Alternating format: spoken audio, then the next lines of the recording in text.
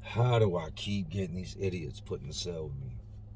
It's like I got a target on me. Please tell me everything you just told me is a lie. Tell me that's not why you're really locked up. That is why you're locked up. And you hit the man with a brick.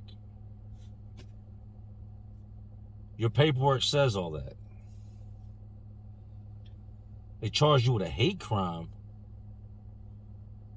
You do understand that a large majority of this place is Muslim. You made the news. Yeah, this probably is not going to work out well, man. I mean, I deal with a lot of Muslim dudes. I deal with all types of dudes. And you being the guy in here that's in here for a hate crime aimed at Muslims is going to be bad for you. And whoever kicks it with you, whoever's in the cell with you, whoever talks to you, like, it's a bad, bad day for you when people start hearing while you're locked up. I don't, it doesn't matter why you did it. Ain't nobody trying to hear that. When's the last time somebody let you explain yourself as they were punching you in the face? You better work up that plan real quick, because it's coming. Peaceful. They're peaceful. Was they peaceful when they was whooping your ass? Oh, no. Either you got to move or I got to move. We can't. No, I ain't scared. But I'm not you. You got an ass whooping coming. That doesn't belong to me. I don't have an ass whooping coming. I may get in some fights, but I'm not getting in fights behind you. You are going to be labeled a racist. You're going to be labeled a whole lot of things that Jay don't want no parts of. When these doors pop, I'm going to give you some strong words of advice. Go to the front, find the first officer you see, and tell them you fear for your life and you want to go to the hole. No, I wouldn't do that, but that's what you should do. You're not built like that. Once you get out into that day room, oh, word gets out about you. Oh, Lord, help me, Jesus. Help me, Jesus. That's going to be your ass. No, I'm not going to help you. I don't even know you. Who are you? You're a dead man. You're a dead man. You hit a Muslim in the face with a brick in Philly. Oh, man. Yeah, I mean, you can tell the guard that, or, you got that sheet right there. You could always, I mean, it's going to end real bad for you. It always ends bad. You got to be the stupidest.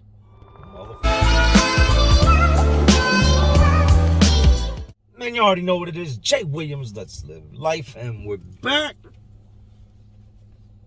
The Muslim population in jail and in prisons. Muslim population incarcerated in Philadelphia and then here in Virginia. Even though both are very different, they're also very much the same. You think of gangs, you think of Bloods, Crips, GDs, Vice Lords, Latin Kings, MS-13. Never think of Muslims as being a gang. Would you believe me if I told you that in some states and some institutions, if you're classified as Muslim or 5%er, they put you down as a security threat, STG, security threat group. They label you as a gang member, even though it's just a religion. I never really agreed with it. But at the same time, I've also seen those guys get very, very violent. I've also seen them stick together on more occasions than one. If one of them rides, they all ride. And it's like they're going into it with no fear. Being locked up in Philly would be my introduction to the Muslim world. My introduction to Salat, what a mosque was, different things. I had no idea. I thought coming in, you're just going to be your typical street guys that you get into it with. It'd be everyday normal, I'm not going to say normal, everyday normal criminals that you're going to have problems with. Never did I think that the biggest problems you can have are with guys that are religious. Never did I think that not only did they move like a gang, they were feared as if they were a gang. Today we're going to get into the incarcerated Muslim population. Crazy stories. That intro is going to play into a story that, well, you know, it always ends bad. What led that man to hitting a Muslim man in the face with a brick? You heard me say he got his ass whooped. So there was a whole bunch of fighting going on. But what led up to it? How was it considered a hate crime? How did things end for him? I'll tell you this much. He got up out of my cell. Me personally, I don't care what your religion is. If what you believe in makes you a better person, then I'm all for it. But you got to remember that just because somebody believes in something doesn't mean they're a good person. Sometimes people latch on to things because that's what the people around them do, or that's what's going on in the neighborhood. And though they may make prayer, they may do this, they may do that, they're not living by that religion 24/7. Those are some of the most dangerous people. You know how to sing it, you know how to live this. So, let's relive it. Let's make this clear real quick. Today's stories are aimed at the people involved in these stories. The guys that were there, the guys that associated. It's not aimed at anybody as a whole. It's not aimed at Islam, Muslims, anybody like that. These are my experiences, and these stories do not speak for anything, anybody, their religion as a whole. People are different. While locked up, you're not going to be in there with the greatest people. There's not people in there that are, you know, in there for passing out free groceries or handing out turkeys. Most of these guys in here have done things. Some of them have done very violent things.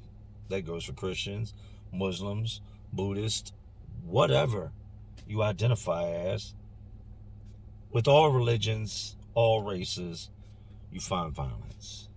Just because somebody's attached to a religion doesn't mean they did that because of their religion. That's just their beliefs. Just had to make that clear. No disrespect towards anybody with today's stories. If you've done time in Philly, you've heard Salat. Salat is the act of a Muslim making prayer. They pray 5 times a day. On Fridays, they would pray in large groups. I was a teenager the first time I heard somebody making Salat. I was in the Pine Box, 55th and Pine. And a dude in the cell with me got down and started making prayer. I'd never heard anybody make Salat before. It was my introduction to Islam, to the Muslims. I get on to where I'm going down the road. I head up at CSCF, and it wouldn't just be this man making prayer. Throughout the day, they make prayer 5 times a day. You would hear them start making prayer. You would hear it ringing from different cells throughout the pod. Bottom tier, top tier. And it was almost like it was like in sync. All these guys making prayer out loud at the same time. It was almost deafening. It's all you could hear. But the act of them making prayer, just the way the words flowed and the different tones of voice, was harmonic and beautiful at the same time. Even though I didn't know what was being said, it definitely beat the screaming of somebody fighting down there, or the man in the cell next to you being crazy, or somebody up top arguing, or the guard and somebody going back and forth. Being locked up in Philly, you're going to hear people make Salat. Living in Philly, you're going to interact with Muslims. Philadelphia, I believe, at last count, had over 60-some mosques. And a mosque is a place of worship. That's where it's just like a church for Christians. It's the same. That's what a mosque is to Muslims. Now with Philly, most of their Muslim population, they were Sunnis. A lot of y'all only know what you've seen from TV. Because of things other people have done, Muslims a lot of times are looked at in a bad light. People see, oh, they did something on news, or a terrorist, or this or that, and they attach all that to the Muslim population when they couldn't be further from the truth. That's not all of them. These are some of these radical, people with these crazy beliefs. And just because they worship the same person doesn't mean this guy and this guy are the same, or that this guy would do what this guy would do. That's just the facts of the matter. You can't look at the Taliban and then put that on all the Muslim population when the Muslims are the ones that are still fighting the Taliban to this day. You didn't want problems with the Muslims while you were locked up. I've never been anywhere that you wanted problems with the Muslim population while locked up, especially in Philly, where Sunni Muslims were just everywhere. Now, you're probably thinking like something wrapped around their head or somebody Middle Eastern, when no. The majority of the Muslim population in Philly is black. A large majority of the dudes I knew, dealt with, or saw were bald-headed black dudes with big beards. They say it's a Philly thing.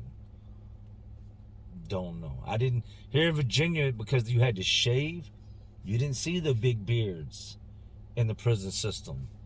You know what I mean? You've seen a lot of bald Muslims or Muslims that were well-groomed, but you didn't see it like you did in Philly, where Sunni Muslims just had them bald heads looking like Freeway, you know what I mean, from state property with the big beards. Dudes were serious. A large majority of the dudes that I talked to or got out with while I was in there that were Muslim had serious charges. A lot of these dudes were coming out of North Philly, and you had dudes coming out of Germantown, all different sections of Philly, but they were known to get violent. And dudes were about that gunplay. They were known for popping people, selling drugs. And like I said, these are these guys. But for the most and the majority of these guys, that's what it was. You didn't want no smoke. You didn't want no problems. Lord, you better pray them ain't your ops, because they're not the type of people you want to beef with. Facts. When it comes to cellmates, it's always good to know who you have in the cell with you. Guys generally don't walk in the cell and say, hey, I'm in here for murder. Hey, I robbed somebody. Hey, how you doing? I did this. Usually build up to that type of stuff. They generally come in, introduce themselves, put their stuff up, and over a course of days or weeks, they start to feel comfortable because you two coincide in this little concrete box together. Y'all live together. So over time, they start to tell you more about themselves. I didn't like a real talkative cellmate. I didn't like somebody that talked my head off, and I'm constantly have to take my headphones off. What, man? Man, this dude talks too much. Don't you see me watching TV? I didn't like somebody that talked a lot. I was cool with somebody that would talk here and there, small conversation. I also didn't like somebody that didn't talk at all. That's just weird. Makes you feel like they don't like you or y'all got problems. So not talking at all is also an issue. But there's a fine line between being annoying and being weird. I get this white dude in my cell in Philly, and I don't remember the dude's name because he wasn't in my cell maybe 4 or 5 days. He gets in, and he's a chatterbox. He comes in, puts his stuff up, and we're on lock when he comes in. We're locked in our cells. He comes in, introduces himself. Like I said, I don't even remember the dude's name. But this is a probably mid-20s white guy. Doesn't really have a Philly accent. Talking to him, and I realize he's not even from Philly. He's from Jersey.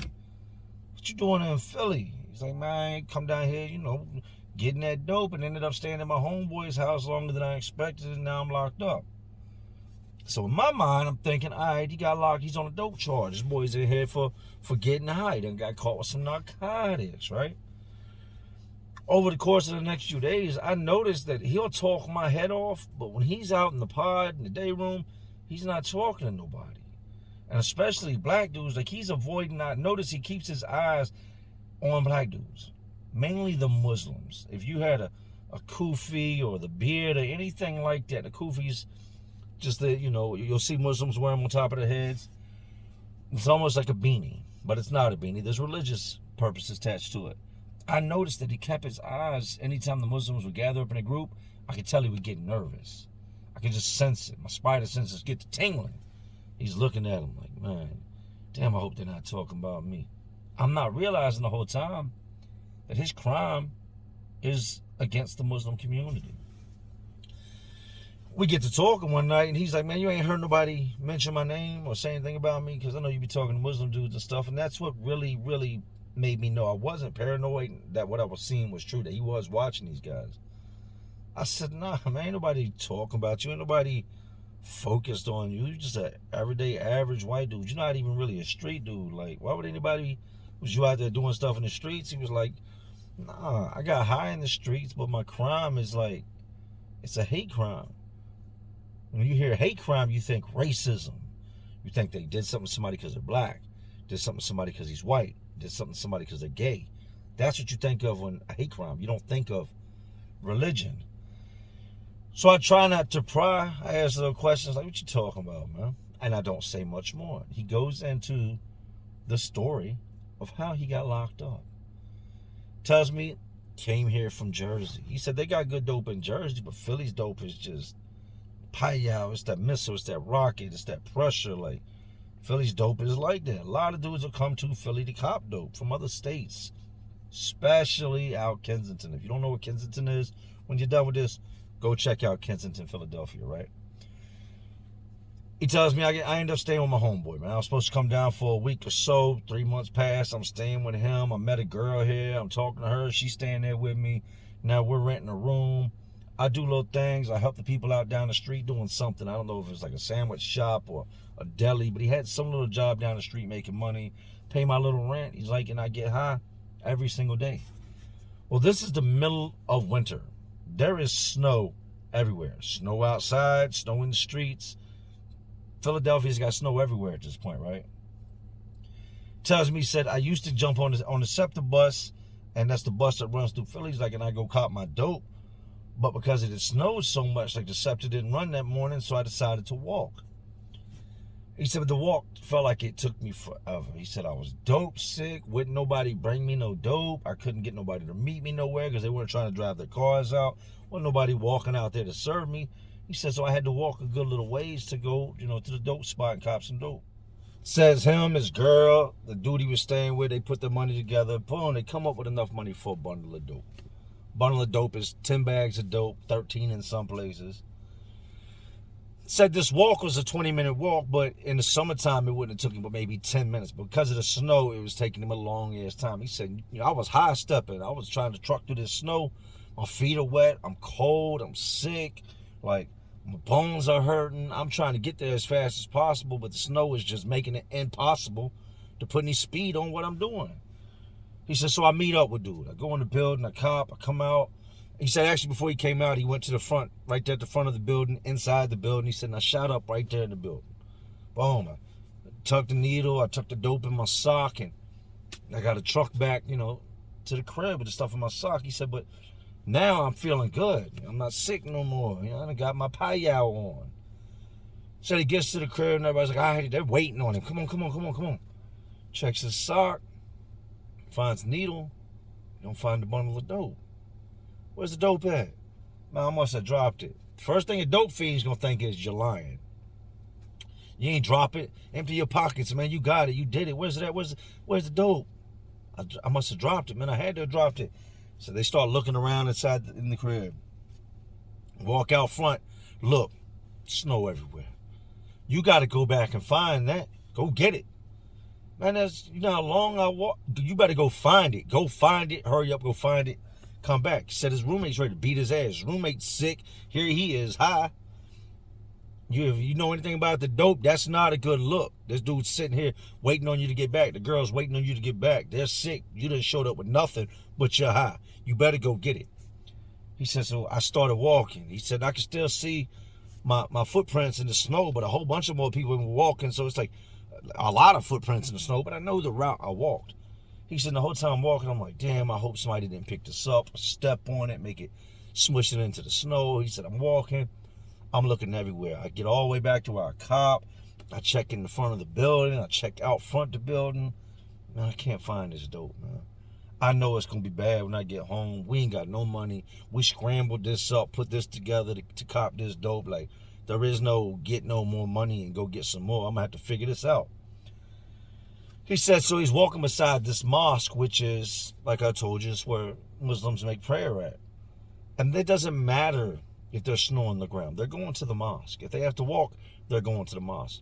Rain, sleet, or snow, the Muslims are going to make salat. They're going to the mosque. He said, as I'm walking beside this building, he said, I'm not even focused on what the building is. I don't even know that it's a mosque. He said, but I got to piss. So I stopped right, these big steps that lead up. He said, I stopped right, and there's like an L shape where the building meets the steps, and the steps come down. He said, I step up in between these steps on the side of the building, and I'm standing there pissing. He said, mind you now, I'm high off dope, so I'm really not alert to what's going on. He said, I look up, and I see a dude looking at me, and I hear people talking and stuff, and there's guys walking down the steps. I'm not thinking nothing about it. Philly's one of the places you got to piss as long as you ain't pissing on nobody's steps. Ain't nobody care where you pissing at. He said, so I didn't think nothing about it. I just kept pissing. He said he heard some talking, and he turned. As soon as he turned his head, he got punched in his face. Boom! You're pissing on a mosque. You're pissing on a place of worship. You're pissing on the Muslims' mosque in Philly. You've lost your mind. You're trying to die. He said, dude punches him. He bounces off the side of the brick wall, and dudes just start hitting him. He said he pulls away from him, takes off, and is running down the street, and these dudes are chasing him. He said he dips through these alleyway, and there's this back of this one building where they've been, I guess, Philly's one of the places where they redo the buildings. They're not known to just tear them down. A lot of history's there. So if bricks come loose, stuff starts deteriorating, they redo it. He said there's a whole bunch of these old bricks that they've torn off the top of one of these buildings and got them stacked in a pile in this alleyway with snow on them. He said, I'm a good 30, 40 feet, but these dudes are chasing me through this snow. He said, I cut down this alleyway, and as I'm running, they're getting closer to me, so I reach over, I grab a brick. He said, I turn around, and I threw it, and it hit the dude square in his face. Boom! It flattens the dude out. By now, the Muslim dudes are caught up to him, grabbed him by his jacket, slung him, and they're beating his ass, right?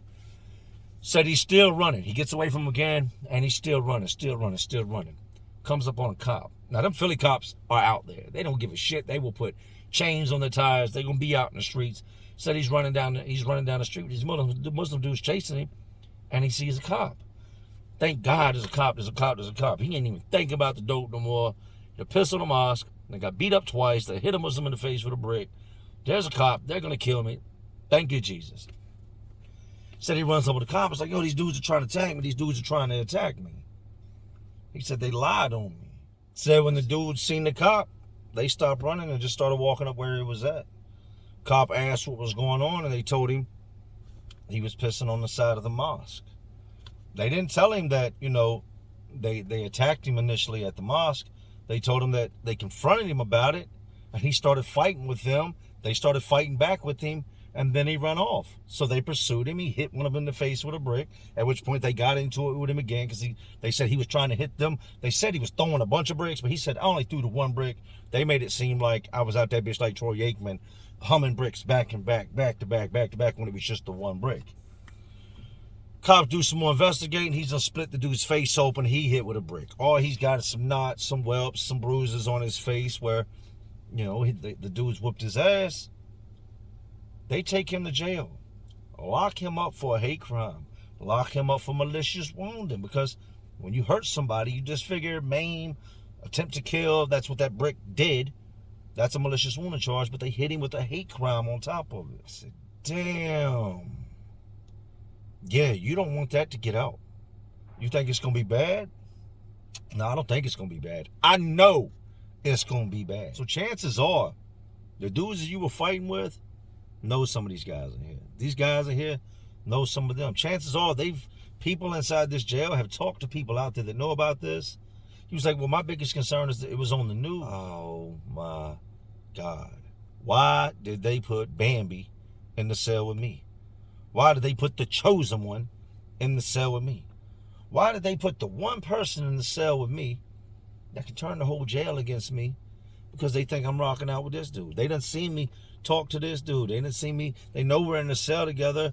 We're both white. He's got a hate crime against the Muslim community. So that's going to not only make him look bad, it's going to make me look bad. They don't know the details of it, so it makes him look like a racist. It makes me look like a racist. I tell dude, look, man, when these dudes find out what's going on with you, you're going to have a lot of trouble, man. You are the perfect candidate for checking in. What is that? What's checking in? I ain't never been locked. What's checking in? Checking in is when you go to the hole because you fear for your life. You are one of those guys. Is that what you would do? No, that's not what I would do. But I also wouldn't piss on the side of a mosque. I also wouldn't be in here locked up for the crime that you're locked up for. These dudes are 100% going to get at you. when they find out what you did. They're bored. They're looking for a reason to hurt somebody. Fights pop off every day. These Muslim dudes are getting into it with dudes every single day. I've gotten into it with them in the past. This is not the type of pressure you want. Our conversation dies. Dude doesn't say anything else. You can see the fear on his face. You can see the terror in his eyes. I've been peeped at the last few days. I just didn't know. I couldn't pinpoint it. I didn't know exactly what he was afraid of. If it was just afraid of being locked up, if he was scared of Muslims, if he had never associated with black people. I didn't know what his issue was. Like I said, I couldn't pinpoint it. Now I know.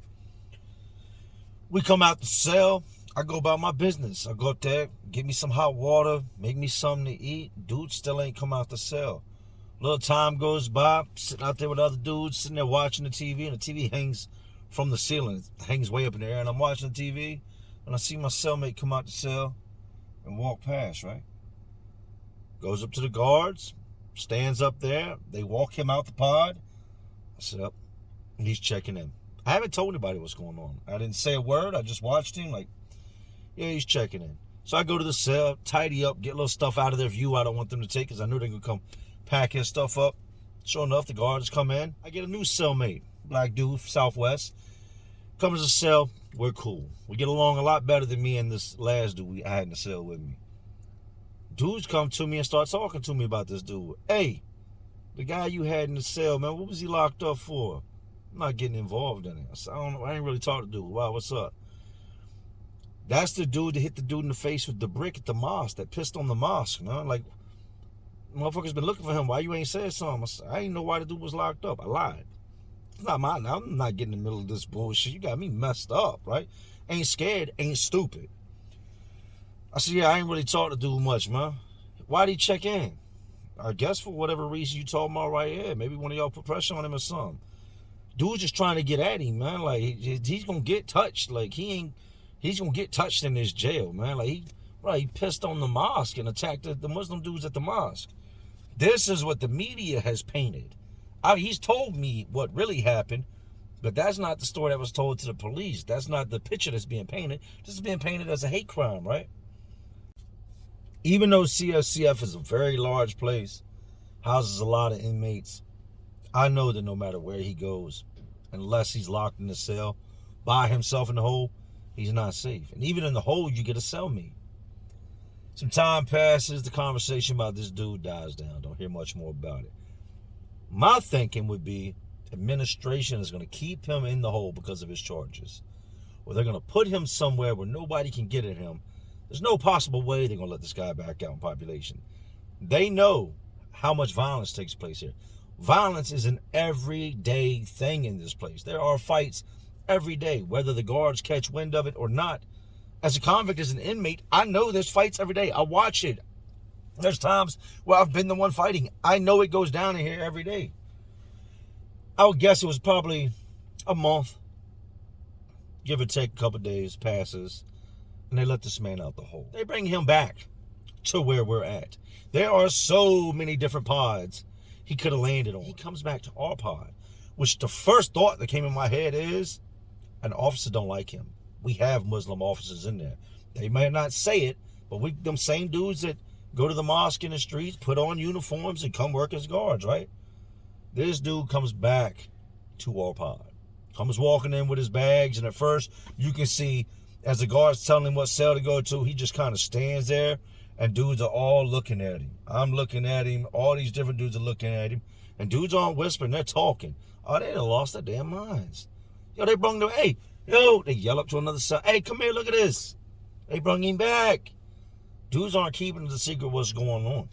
You don't want to be him.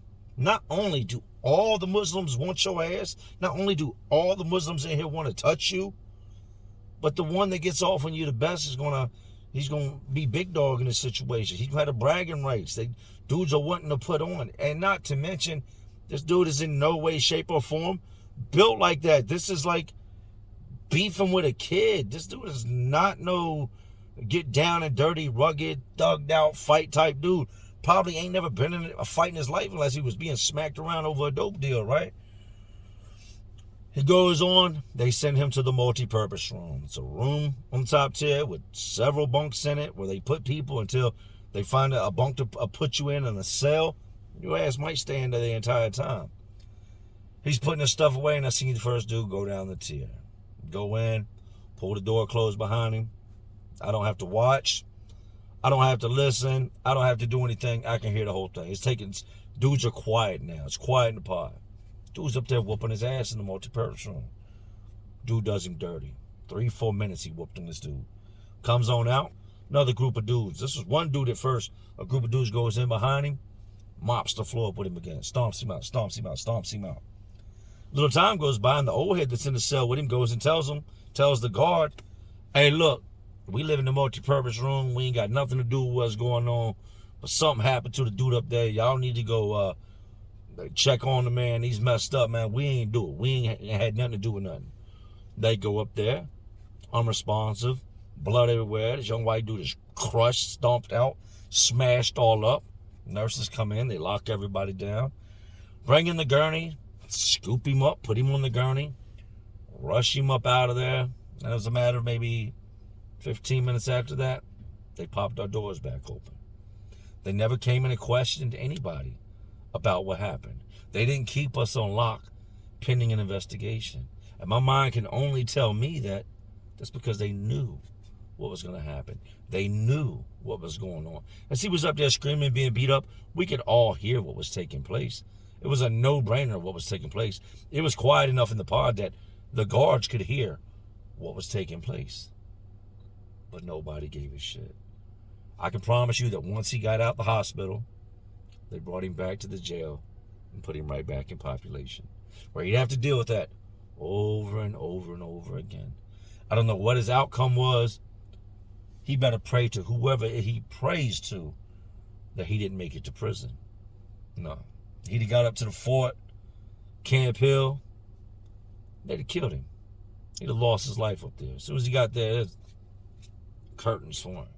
Prisons, jails, I've told you, that all just crazier world inside of this already crazy world we live in. That's why I say that. It is a fact.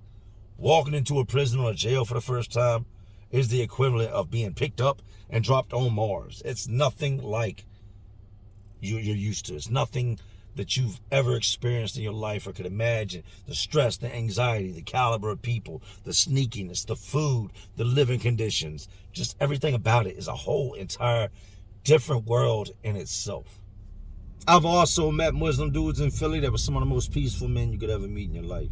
I've had cellmates that were Muslim, and even though I'm Christian and I'm Muslim, we got along just fine. I've met Muslim dudes that didn't get down with what the other Muslim dudes were doing. Either they didn't believe in it or they weren't doing that type of stuff in the streets. You never really know. But for a large majority of the dudes that are coming out of bad neighborhoods that claim Muslim in the street, they were getting down inside the jails out there, man. I'm gonna leave y'all with this after today's video. And I hope y'all take heed to the things I say. Not everybody's bad. Don't categorize people because of the actions of others. That's why I keep making it clear this is not aimed towards Muslims, Islam, nothing like that.